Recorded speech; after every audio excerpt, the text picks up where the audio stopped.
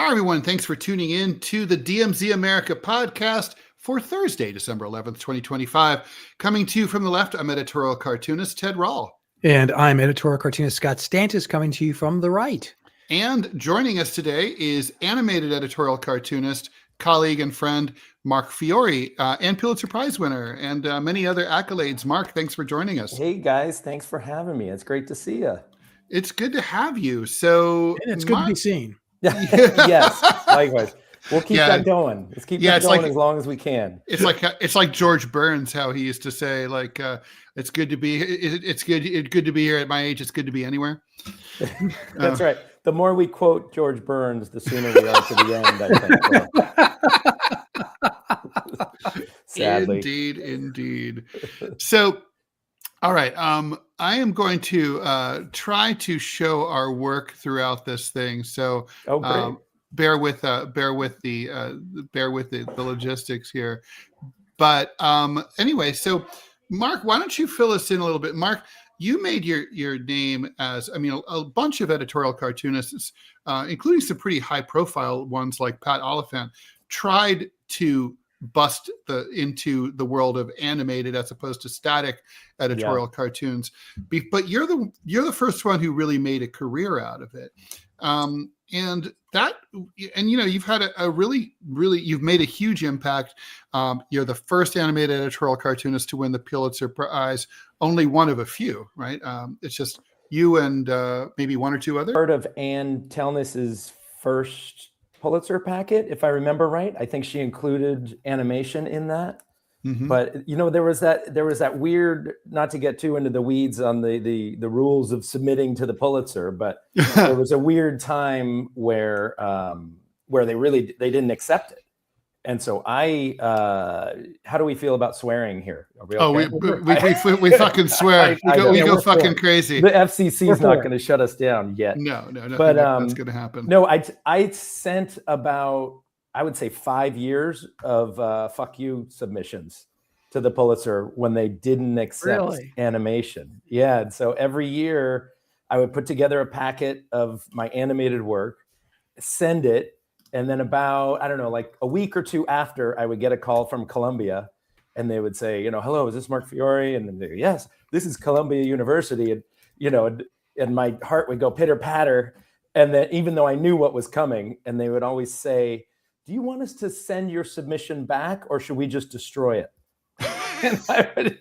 and I would just say, like, just destroy it. Just fucking destroy it. So I did that for, quite a few years. And then they eventually, I think initially they said that, okay, online material can be, and at first it wasn't even animation. It was just online. So at first it was, online material can be a part of it. And then eventually they switched to where it can make up the whole entry. So so it was a weird time. And you've had like issues breaking in, like just being like, for example, tell us a little bit about your contretemps with Apple, with the Apple Store, right? Where you were trying to. Yeah, that was fun. And I don't know if, so right after I won the Pulitzer, which was, amazing. And it was just crazy, of course. About, 2 days after that happened, I was doing an interview with a reporter named Laura McGann with Neiman Reports. And so she asked me, a lot of the questions that you get about cartooning and animation. And this was back when they had just come out with the iPad. And it was kind of the way journalism was looking at the iPad and the App Store. It was almost like a do-over. It was like, oh, we gave everything away. Maybe this is the chance to save journalism. Now we're going to start charging for things. And so it was a real kind of a hot topic among journalists. And so Neiman Reports, the reporter asked me, she's like, well, what do you think about the future of journalism and the future of cartooning with the App Store and with iPads? And I said, well, it's not very good because I was rejected from the App Store about 6 months ago for political content. And then that became the huge story. So I was rejected, and it was I still have it somewhere, but I basically violated their terms and conditions because they lumped together, political satire with defamation. And so then fast forward to that, it became a huge shit show and became kind of an embarrassment it became an embarrassment for Apple. And so they finally had to address it. And then Steve Jobs was on stage and was asked about, like, what about this cartoonist who submitted, are you suppressing free speech? And he basically threw me under the bus and called me a lying son of a bitch. So it was, he was such a pleasant fellow. Hard to believe. It was kind of crazy. So that became almost a bigger story, and gave me my 3 minutes in the sun more than the Pulitzer did. But to their credit, they changed their terms and conditions. After I brought attention to that, let's say. Do you think it was like just your fans and who were bugging them, like I think it was more because it became, it was written up in Washington Post, Wall Street Journal, all over the place. I think it was more just an embarrassment because, it was like, headlines about, this guy gets a Pulitzer, but the App Store won't let him in. So it became more than just my fans. And, I like to think that they said something and did something about it, but I think it was more embarrassment. And then after that happened, so this is another quick little postscript about it. The guy that had created the app for me and, basically developed the whole thing, he was so blown away because I called him and I said, so I just got a call from Apple and they said we should consider resubmitting. And it was like a deep throat kind of phone call where it was some random person from Apple headquarters saying, we understand that you were rejected. You might consider resubmitting. And when you do, give me a call. And I told my developer guy about that. He was like, wait, what? Apple doesn't call people. I was like, well, they just called me and like, we should do the same thing. So we did. The only difference we made to the app was that rather than a free app, we made it $1. And so, which I'm very glad we did, because it all of a sudden was this great, success of an app. But yeah, so once we redid it and, resubmitted, I called the guy from Apple, whose name escapes me now, but I called him and said, so we just resubmitted, just wanted you to know, hope this works out. And I hear like 2 keystrokes and he's like, okay, you're in. It's so crazy. Wow. Well, do you know what the guy's position was there or anything? I don't know. No, I was stupidly, I didn't ask. I mean, I probably have something written down about his name or something, but I have no idea what his position was. Maybe he was the guy who was, running the App Store at the time. And, keep in mind, it was like a small operation at that point, or much smaller. There were not that long ago, I had to dig up one of the articles from this time for a talk or something I gave. And it said the number of apps. It was like, over 100 million apps or something. You're like, whatever the number was, it sounded pretty small compared to what it is now.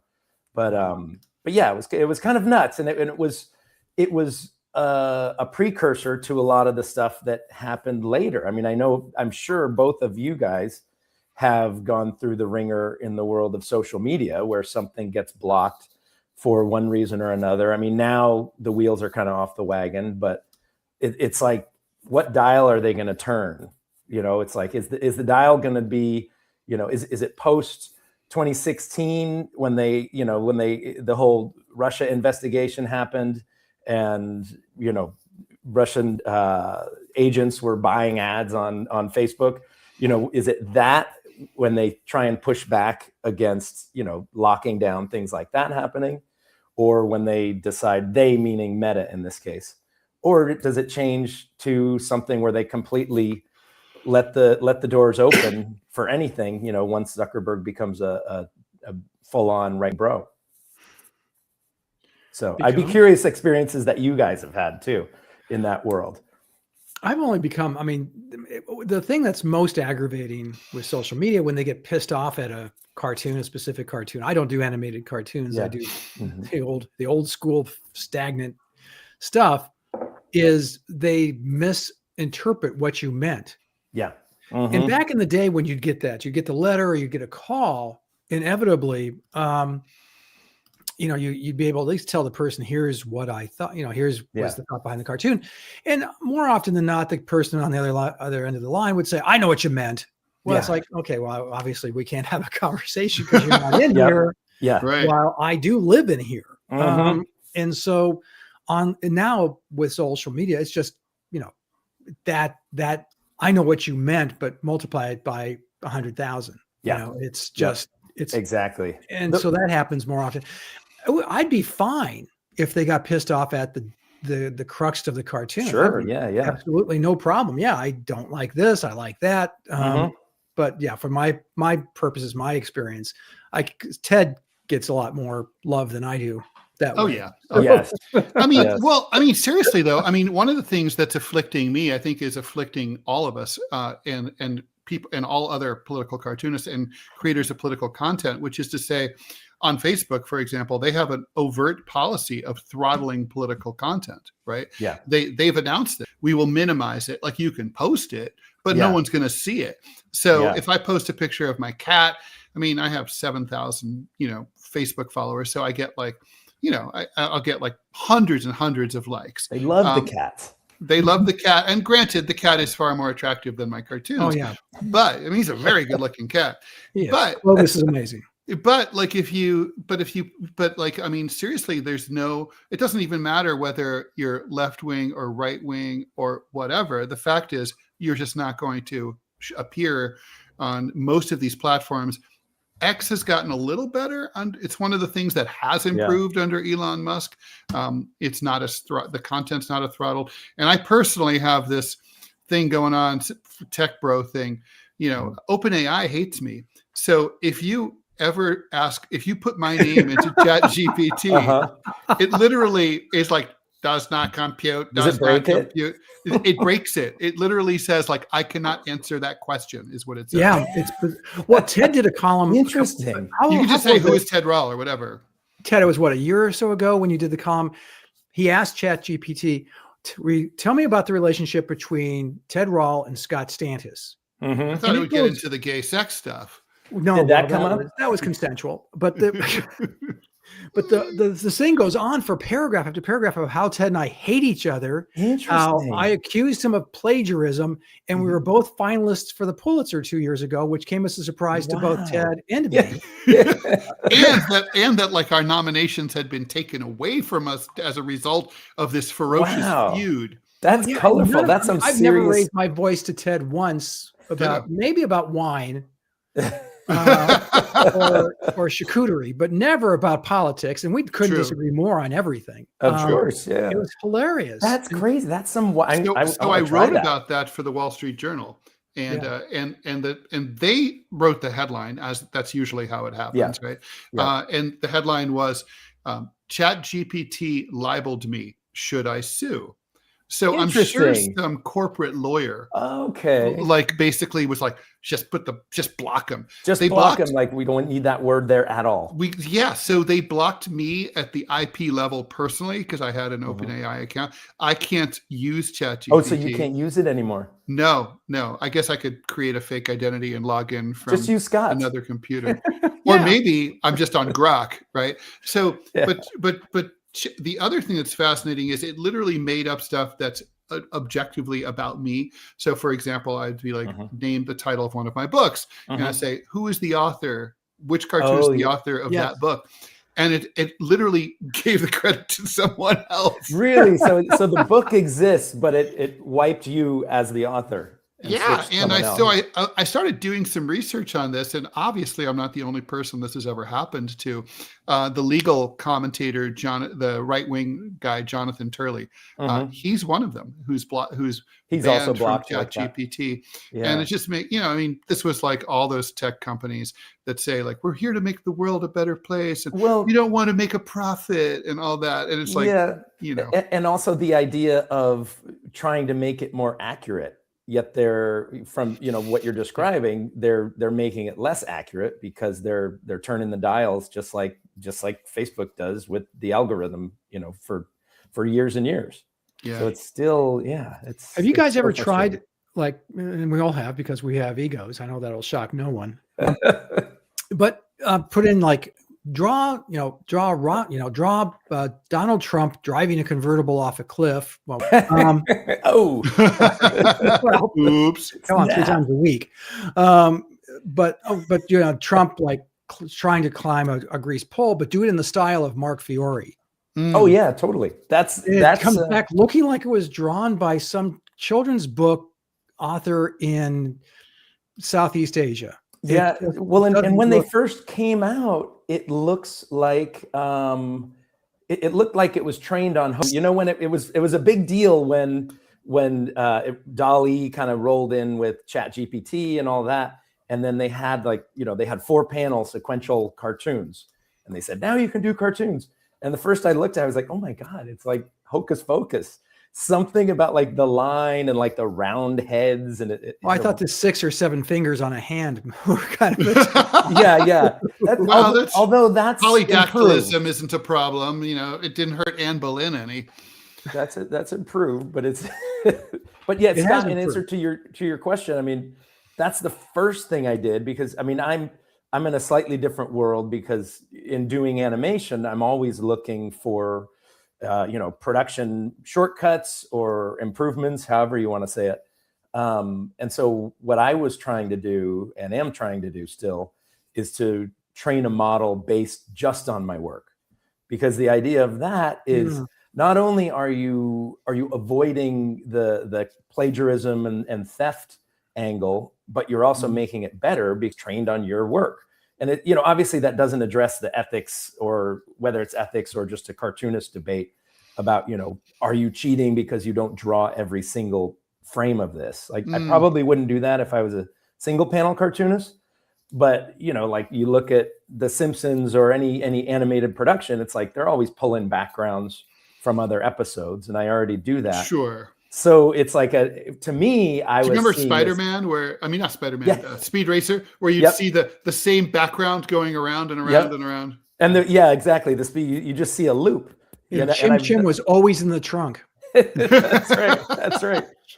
So yeah, I think there's, and this is one of the things I'm working on now. It's like the big AI companies, I think they're making a mistake, just like trying to make everything gigantic and trained all together.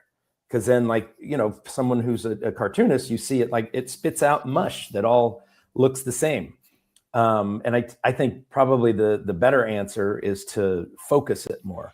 And on the tech side, that's a little trickier, but it's possible. And I like the healthy cynicism you guys have, or skepticism you have, towards these gigantic companies that are doing it the wrong way. They've never proven to be evil before. Yeah, not at all. Never. Why would they do that? So is AI danger to, and I know, for instance, I've been getting a lot of ads and a lot of links to YouTube videos showing, here's how you can do animation. And it's pretty spectacular. It's impressive. Is this a threat to guys like you who do animation for a living? I think it's, to me, like a one-man shop kind of thing. I think I see it much more as a tool. I think it's probably more of a threat if it was not my work and I was the person creating that animation in someone else's style. Like that is, like what just was announced this morning, like Disney there's a deal with Disney and OpenAI now to work together. Really? Basically, so I had not heard that. Wow. Licensing Disney's work. And part of that is also Disney being able to use Sora and OpenAI's tools to animate. So in that case, I would be very worried, just like they, like during the writer strike, just like they were very anti-AI in that world. But from a perspective of creating something that's mine, like from scratch, the way I look at it more is like a tool on steroids, but you have to be able to control it. And that's what's the tricky part. It's like now it's such the early days still. They're creating it all in this gigantic, what they like you to think of as a black box, and then it'll spit out something that you can't totally control. So one of the best analogies that someone told me. Do you remember when Guitar Hero came out and everybody was like, oh my God, I can play guitar. This is amazing. And it's like, 7 buttons on the neck of the guitar to do the game and play music. And the people that were most frustrated by that and were the worst at Guitar Hero were people that could actually play guitar. So it's like, the image generators, they're mind blowing and they work great for people who haven't been able to draw and can't necessarily draw. It's a lot trickier to get it to do something that you want it to do. Yeah, I mean, I have to ask you, Mark. I mean, I have to say, I think the market, because of the fact that our rates are so low, that like basically being prolific is the way to make money as a cartoonist, or to survive. You can't thrive, but you can survive.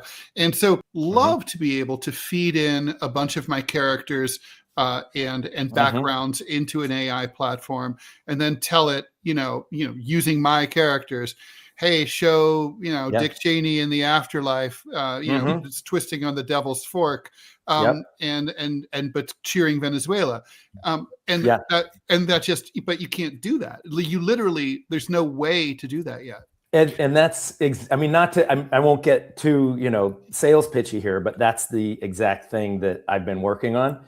It started from that perspective of like wanting to do that.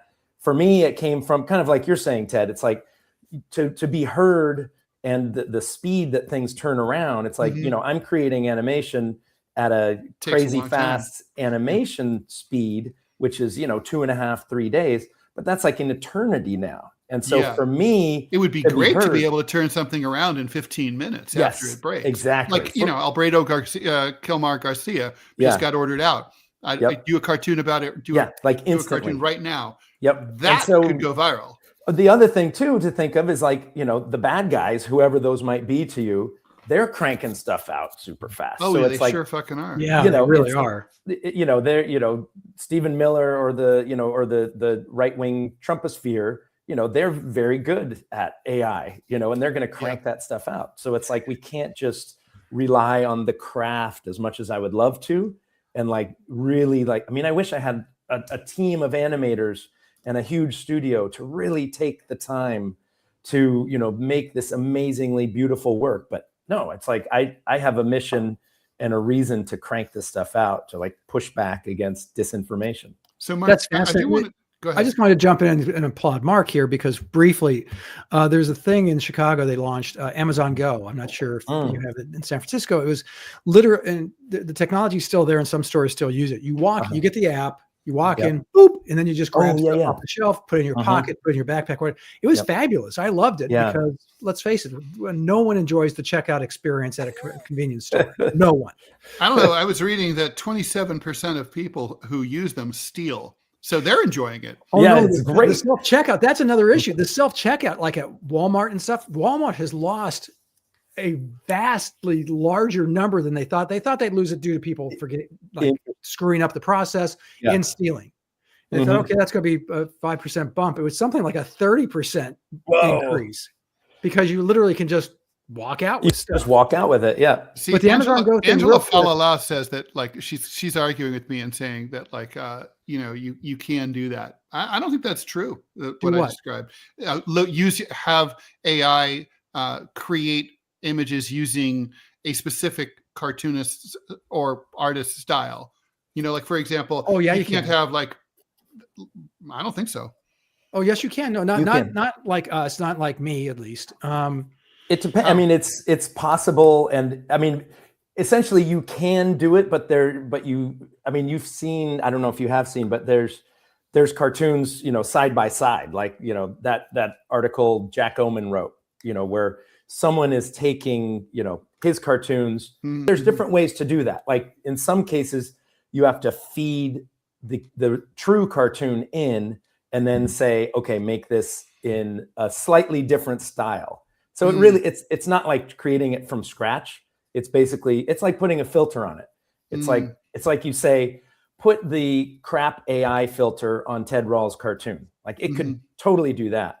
But it doesn't look the same. But to create it from scratch from one of the like giant models that's out there, It's not possible. And but you can do it with specific artists. You can't, I mean, like you can say, draw it in the style of Van Gogh or that's not the same Matisse. thing. That's a little different. Something I bet you could do it in the style of Thomas Nast.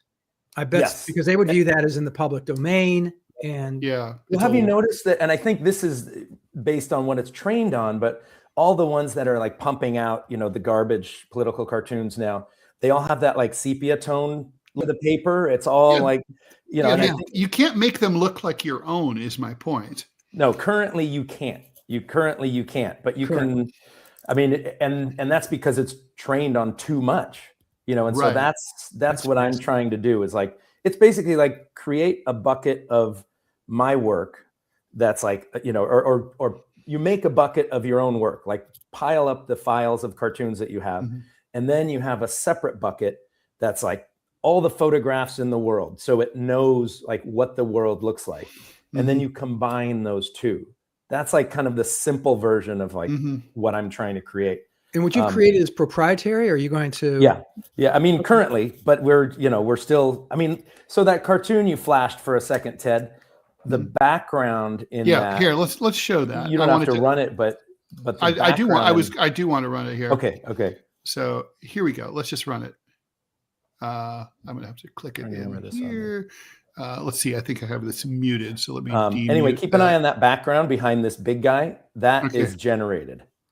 How does a hard-working, patriotic American avoid having to say boring team names like Commanders or Guardians? Why, just follow President Trump's lead and make America go backwards again. Go back to the Redskins, back to the Indians. So many ways to go backwards. Back to big flushing toilets, back to regular light bulbs, back to gas cars, and back to coal. We'll go back to political patronage, back to Alcatraz, and back to before civil rights. But there's more back than that. We'll go back to robber barons, back to tariffs, and back to the gold standard, and new Trump meme coins. You'll love going back to bootstraps, back to measles, and back to before we promised to release the Epstein files. If you liked America in 1879, or even better, 1619, you're going to love making America go backwards again. Why not go back to a king in arbitrary arrest? More backwards every day. Available in cities and towns everywhere. Right now. Excellent. Thanks. Do you do the voices? What's that? Are those your voices as well? No, that's a voice actor that I've been working with for a long time, John Taylor, he's just amazing. I've been working with him probably like 20 years or something now. See, I just wanted to finish the Amazon Go. I brought it up for a reason. There is a point real quick is that I brought when I was working at the Tribune, brought some of our liberal columnists. I said, what do you think of this? And every one of them had a really healthy attitude, which is you can't stop progress. I was like aghast. I'm like, this is designed to wipe out jobs. Yeah. And that was the whole function. And their take was, well, you can't fight it. And so you're kind of the whole thing. That's your take as well. You can't fight this. In fact, you're embracing it and using it for your own purposes. Well, I don't want to buy into all of that. Like I am embracing it for my own purposes, but I'm not trying to create an unemployment machine for animators and cartoonists. Like I'm basically trying to treat it as a tool. Like I'm hoping anyway that this tool is not going to be, snatched up and used by giant companies to wipe out their studios.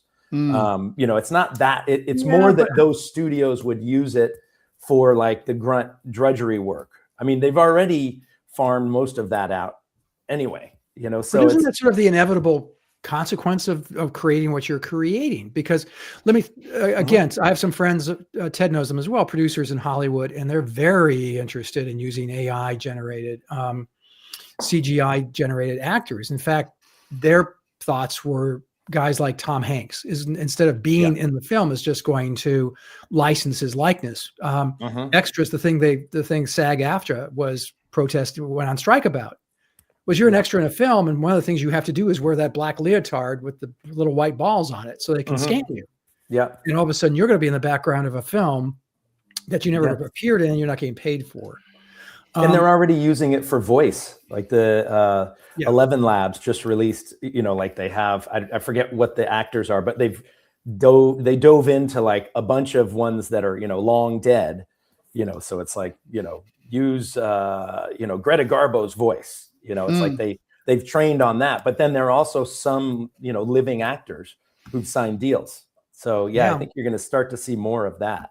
So my question, I guess, still remains that, for instance, when this will surprise no one, it was a Russian company that was coming out with an open source app for live action. You could do fake, you could do deep fake videos, and NPR reporter asked them, "Don't you see the danger in this?" And they were going, "No, what could possibly be the danger?" And you're going, "Well, there are many ways, many ways."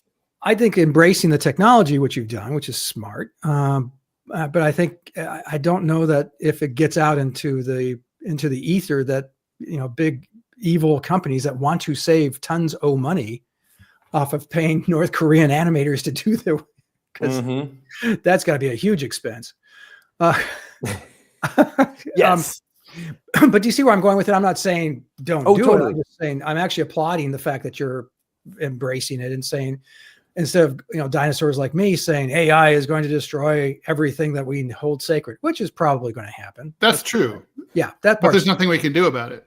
Yeah. So for me, part of it is also in the world of political cartooning and the work that I'm doing, it's partly driven by that mission that I was talking about earlier, where it's like, yes, I would love to slow things down and do this in a very craftsman forward way. But it's like, we got to keep up with the news. We got to keep up with all the getting thrown at us that's coming faster and faster.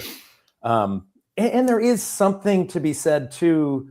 I mean, it's not just a speed and a laziness that I'm going for.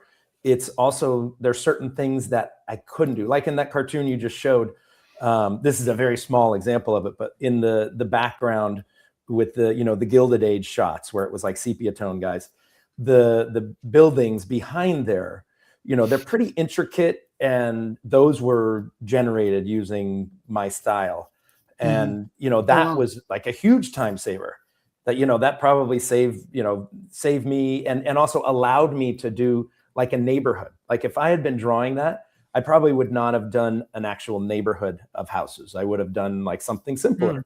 So the possibilities on the creative side excite me too. Like, oh my gosh, I'm going to be able to do crowd scenes like way better, or things that you wouldn't necessarily do as a cartoonist. And granted, it's like, I mean, that's the magic of cartooning.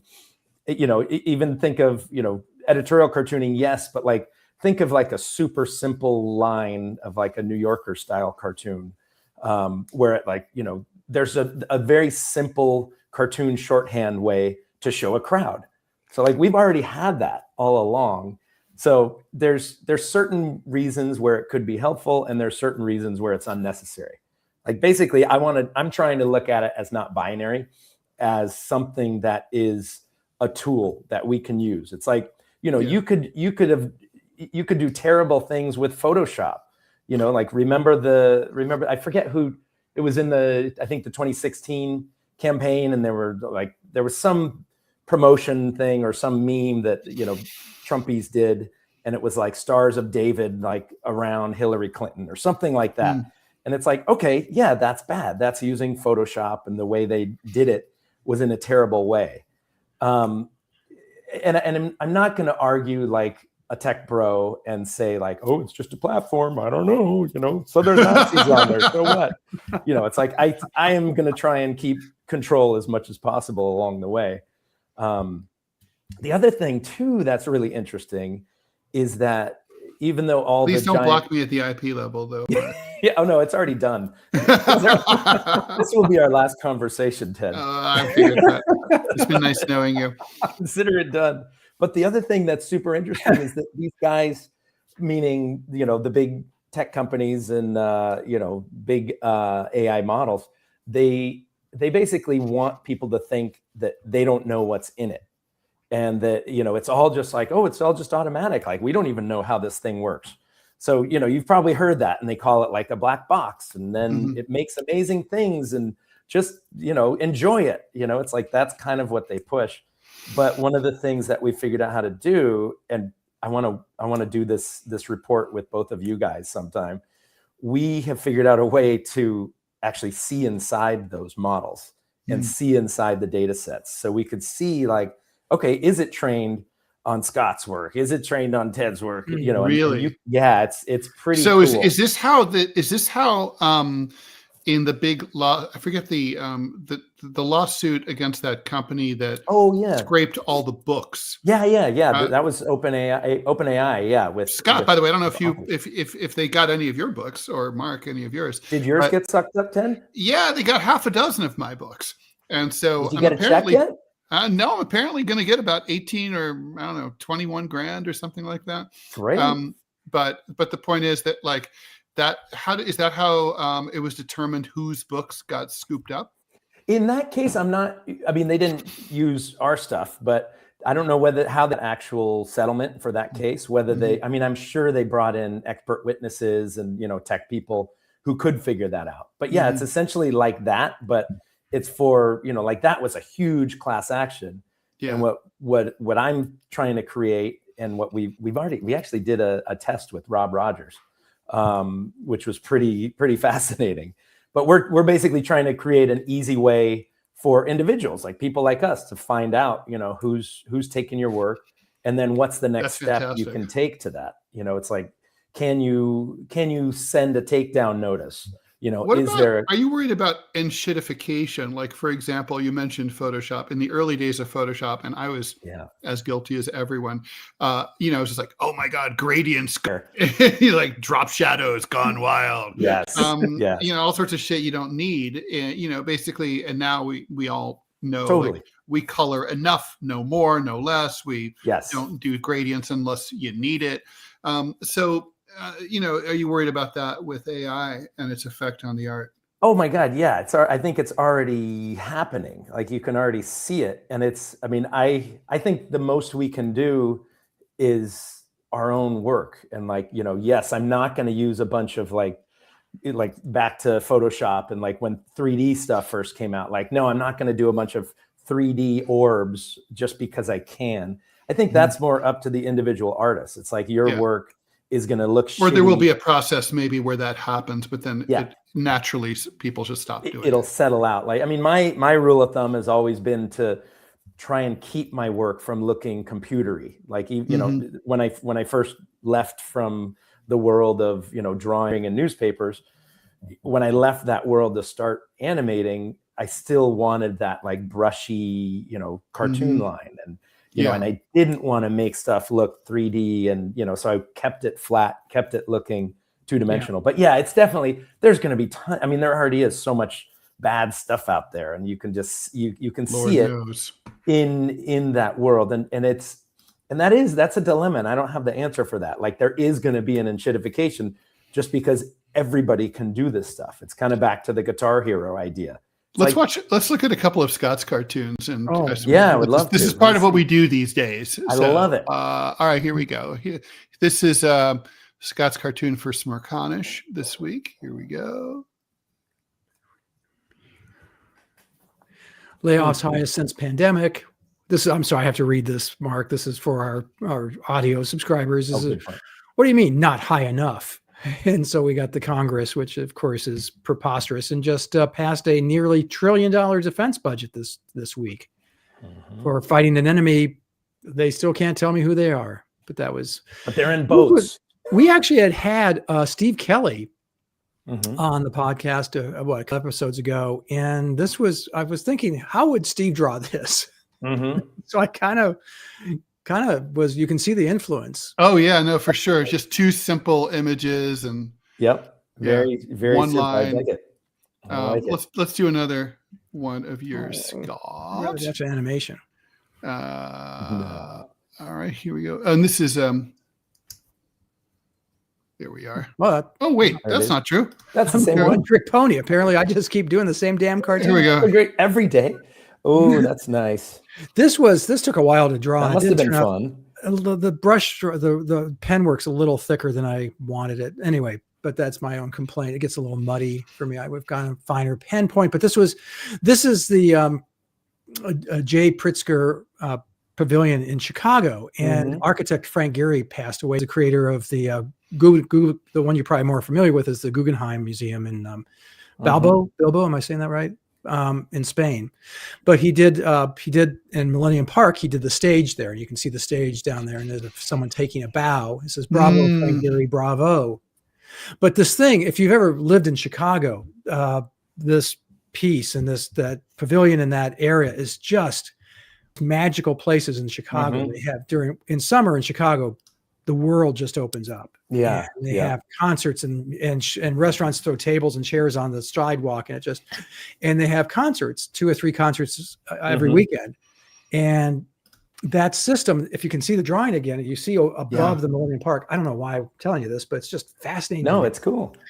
Is that was created with Gehry in mind, and it looks like a spider's web almost, but they're effectively there to for the audio system. And if you're on the grass or sitting there in the seats, the audio is spectacular. It's beyond. So that web, the web that's in the foreground, that's for the audio system. That's for the audio system above the grassy area. And that's cool. And that area seats probably about 100,000 people, and it's always full all the way to the back. And they have really the Philharmonic plays there, and that stage is really. It was a great thing to draw. I just wish I'd rendered it a little. I would like to see Ted's version of that too. Well, here it comes. That looks like a nightmare. A couple of things I did this week. That's great, Scott. It's okay. I wish I'd done. This is good. I love this cartoon. There we go. So I'll read it. It's the two people drowning in the middle of the ocean, have their boat just been bombed by a drone. And one says, top officials of the world's most lethal superpower have determined that we're a threat. And the other one says, I die, flattered. And I love that. That's such a Ted cartoon. But it's just like, I was just thinking how ridiculous it is. I mean, what could possibly be more helpless than a person drowning in the middle of the ocean? And then you have these generals in Washington, claiming that, they were trying to right their boat, and they still could have called their friends, and they could have gotten us. They could have gotten us. And did you? I'm not super nautical. I'm not super nautical, but did you see the boat right before it? 40 feet long, 4 giant outboards on it, which is not huge by battleship standards, but as far as there's no way any human would try and right a boat. It's like they probably tried to right a strap. Even if you could touch it was in a 5-foot pool and you could touch the bottom, you couldn't do that. Yeah, it's like in the Secretary of War's explanation, which is that were you there for the second strike? I have other things to do at the Department of War, and you just got to go. What the hell are you talking about? I mean. He was probably in his office watching the feed, doing things that we can't talk about while watching. We can talk about it. We can say that he was probably getting some weird ass drunken sexual satisfaction out of watching these videos. Yeah, he's probably modifying his Nazi tattoos. So crazy. I gotta tell you, the guy uses an American flag for a pocket square. I know. I find that offensive, and yet MAGA world is like, oh, that's Jake with us. That's great. They're okay. Yeah, the tie and the little and the handkerchief. It's like we're gonna catch him blowing his nose on it. Won't that be great? I love this comment from my cat. Typed this. He's out choosing fonts. Yeah, that's you heard it, you guys. You heard about that, right? Scott? Oh my god, I love. Oh my god. So Marco Rubio has dictated that the State Department henceforth shall return to Times New Roman as it was before Biden, from the previously current Callista, which was the designated official font of the U.S. State Department. Calibri is too woke. Calibri. Right. Calibri is too woke because it's woke. I never thought of it as a woke font. But bear with me or bear with them, because I was like, well, okay, I've got to hear this. Like, how is Calibri woke? And Times New Roman is traditional. And it's because they went from Times New Roman to Calibri because it was easier for people with disabilities to read. Right. Which we really don't want. Yeah. We don't want people. I mean, we don't really want anyone reading. But we don't want. Yeah, dude. But let's start with the people can't see well. Well, I am kind of wondering where Comic Sans comes in on this. Don't get me fucking started on Comic Sans. I mean, You know my story. You know my background with this. I came across the files. This is early. You're on not kidding. You actually are getting pissed off about Comic Sans? Comic Sans comes from my work. Okay, is it the same timeline as like what it was like late 90s thereabouts or something? It was early 90s. Early 90s. So what happened was that I used to my standard cartoon in like 91, 92 would have like a headline, and then it was black and white, and it would have a headline and then like 1 or 2 or 3 panels underneath. And that big headline I drew in a certain way. Anyway, this guy wrote to me. He had a little tiny font company in Florida, and his whole shtick was that he thought it was okay. And he, to the point where he wrote to me and at my PO box, say, look at this cool font I developed based on your writing. He did this to other editorial cartoonists too. But mine was the one that he turned into, he modified it. My writing looked better than Comic Sans. Okay. I'm definitely a good letterer, right? So the point is like that. And what offended me more than anything was that it looked terrible. And I was like, oh my God, it's like totally unbalanced. It's foul. It's gross. I hated the aesthetic. So I was like, dude, you got to stop. Like, take it down. Like, I do not approve. And he was like, oh, I'm so sorry. So he like totally I sent him a cease and desist. He totally agreed to take it off his website and stop selling it. But by then, it was too late. It got out because a font is like a virus. People pass them around, and it ended up in Microsoft Word. So I contacted Microsoft. Shockingly, Mark, you will not. Did they get back to you? Yeah. I'm still waiting for my call from from corporate there. So So that's how it happened. So actually, I'm kind of to blame indirectly for Comic Sans. Yeah, nice going. Yeah, I'm sorry. And it's on storefronts and shit. It's like everywhere. Horrible. It's everywhere. Okay, now I'm going to remember. I forgot that story. Yeah, ridiculous. Good stuff. Well, so I changed, of course, and I had to dump my own. And then like Aaron Magruder copied my lettering for his strip, and I had and then I stopped Boondocks, and it was kind of like, well, how do I deal with this? Do I want to sue like this incredibly successful cartoonist young black versus cartoonist? Like, not really. I mean, I'm as litigious as they come, but no, I don't want to do that. So I was just like, well, I got to just ditch I had to change my lettering completely. Yeah. It's just it's very different. People would think that I was ripping him off. Yours is much more. I like how your lettering is now. It's like a little more sharp. Yeah, it's sharper and rounder. A little more square. Yeah. Scott, have you ever created a font of your cartoons or of your work? A font store was having a sale, and I was an artist friend of mine said, you got to check out this one. It's called CC Meanwhile, I think, and it looks a lot like my own. Maybe they did based on mine. Maybe it looks, but it works, and so I actually just downloaded that and used it. So no, I've never specifically designed my own font. I knew that was it's available. Kind of a project, it's like it's gotten a lot easier. Like, really? I did it for, I don't know, it was maybe 5 years ago or something, because it was when I was with KQED for that time, and I was doing some more longer form. Yeah, it's useful to be able to do that kind of thing. But you have to be careful. Like, for example, Tom Tomorrow, This Modern World, like his font, he obviously uses a font because he has like literally 400 word cartoons, right? And like, and his E is very peculiar looking, and because it's such a common letter, you keep seeing that strange looking E, and your eye is drawn to it. The good ones, from what I've heard, I'm trying to remember I don't think mine did this, but they'll have multiple letters, so it'll change up the letter. So like if it was a good one, there would be like 3 or 4 different E's. But I love the comments. The comments are great. Let me show another one of mine from this week. Let me see.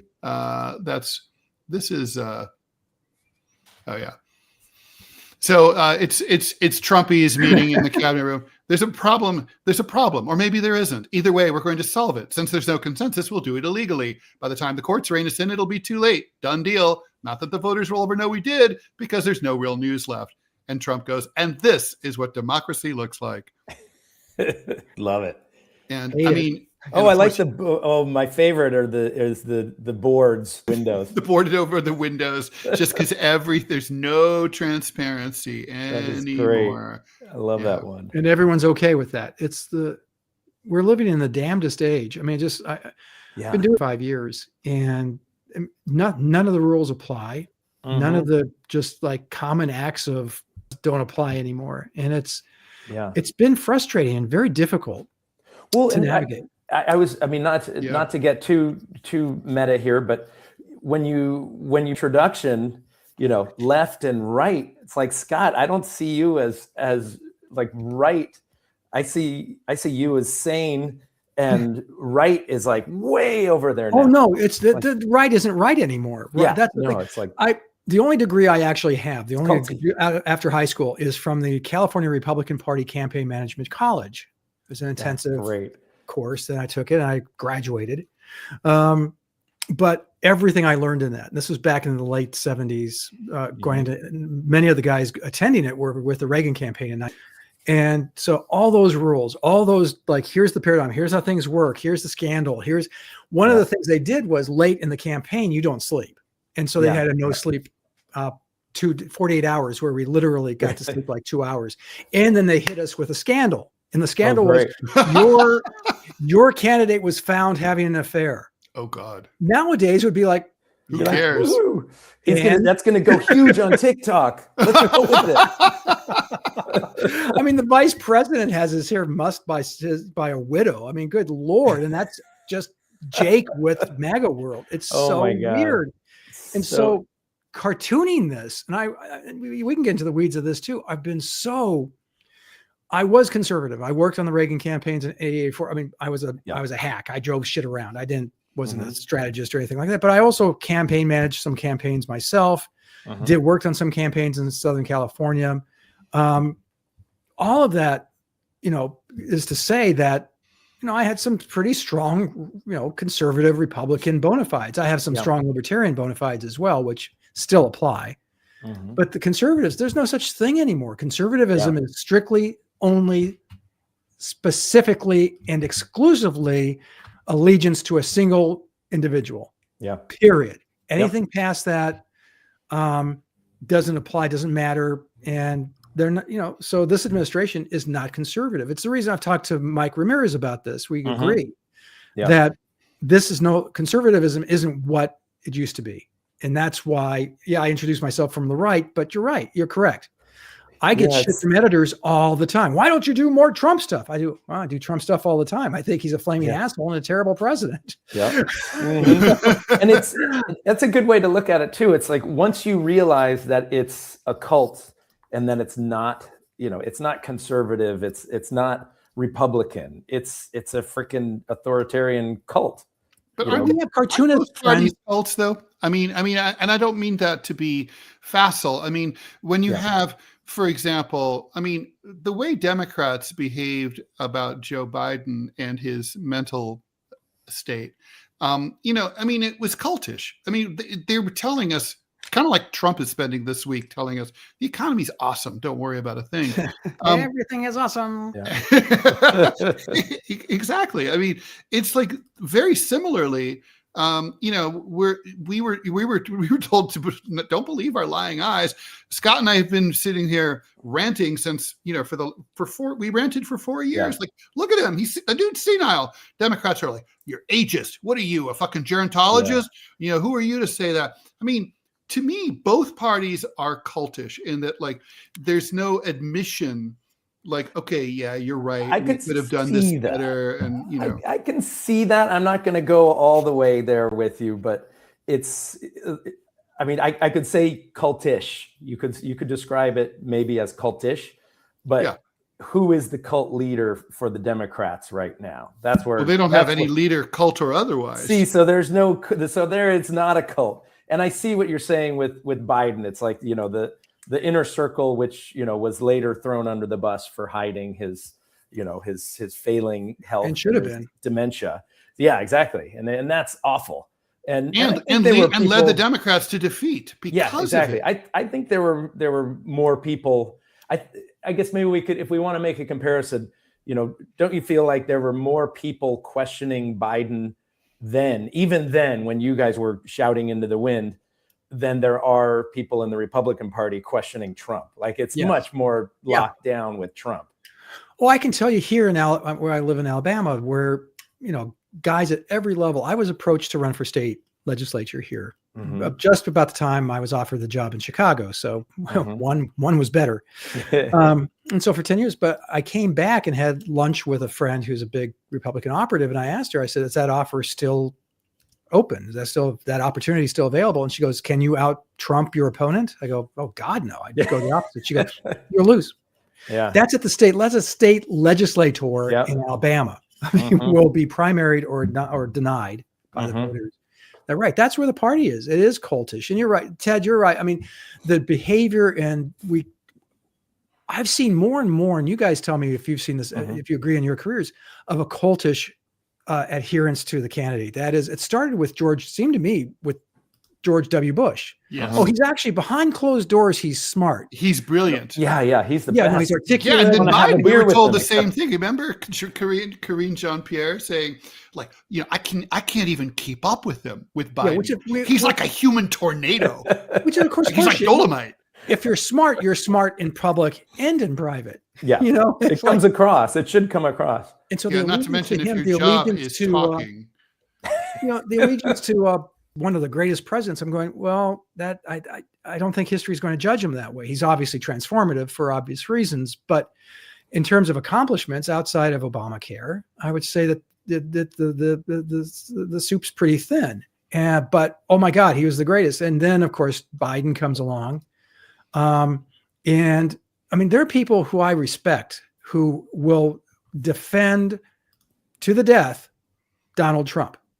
And I'm going, but you're smart. It's a big ask. I just don't understand. Especially I don't either. Now, especially, first time, I mean, kind of like with George W. Bush, like first time I'm like, okay, maybe you made a mistake or maybe you saw, and likening this to Trump. But then second time, like I have a much harder time understanding how people could vote for him. And then after what he's done in this second term, to be standing up for him, it's just like that's far. It's hard for me to understand almost.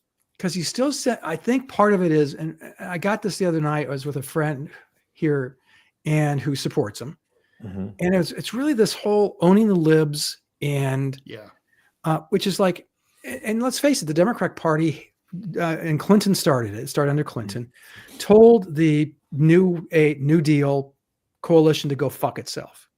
That we're going to now switch our attention to Wall Street biggies and tech bros and get their money and that's what happened. That's easier because it's better to get one big check than 1,000 little ones. And so people, like if you drive through, I mean, Ted's from Dayton, but drive through central Ohio, drive through central Pennsylvania and see what's happened to those communities and how they've been gutted. And the Democrats continue to say, oh, we're on your side. Give us your votes. We'll make things better. And after 20 years, they're going, wait a minute. Mistakes were made. And the thing about Donald Trump is, right, like to the extent that he has genius, his ability was to go to look out the window of his SUV in Dayton on his way to an appearance and think, man, it must suck to live in this shithole. And literally just to say that. And people felt seen. He didn't have any prescription for what ailed them. He's not going to help. He doesn't care about them. But he's able to, for the first time, just say the quiet part out loud. Although, he did have a prescription for what ails them, and it was the immigrants. It's their fault. It's the Haitians eating the pets. It's the people with dark skin coming over Ohio, the borders. by the way, near Dayton. Yeah, near Dayton. Exactly. Yeah. It's that is so classic. And it's getting worse. His take, I mean, what he was saying about Somalians. Yeah. No, it's getting. It's just gotten worse and more blatant. And back to the pets, it's like J.D. Vance jumped on that bandwagon, and talk about Mr. Ohio, who's supposedly for the common working man. It's like he's the first guy to, target the Haitians and, spread that lie.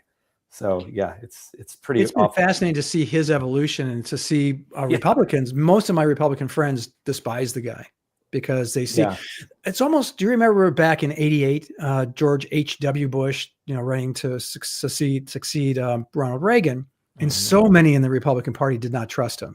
Mm-hmm. And so he gave the speech at the convention, read my lips, no new taxes. Yeah. And so they kind of placated for a minute. They said, let's keep our eye on him. And of course, he betrayed them. Mm-hmm. He raised taxes. Right, of course. But I think the view from a lot of Republicans of J.D. Vance is very similar. We don't trust him. He'll say anything. Yeah, yeah. And well, I mean, like he claims to be a hillbilly from Kentucky. Yeah. Oh, wait, is that the venture capitalist guy? Yeah, it's a billionaire. Yeah. Well, not to mention, okay, he's like me. He grew up in the Rust Belt in Southwest Ohio, which, believe me, sucked. And but he didn't. It's like, well, on the summertime, I used to go vacation at my family's house in the holler in Eastern Kentucky. I'm like, well, by that standards, I'm from France. Okay, I mean, good point. It's ridiculous. Mm-hmm. And I'm from Idaho. Same way.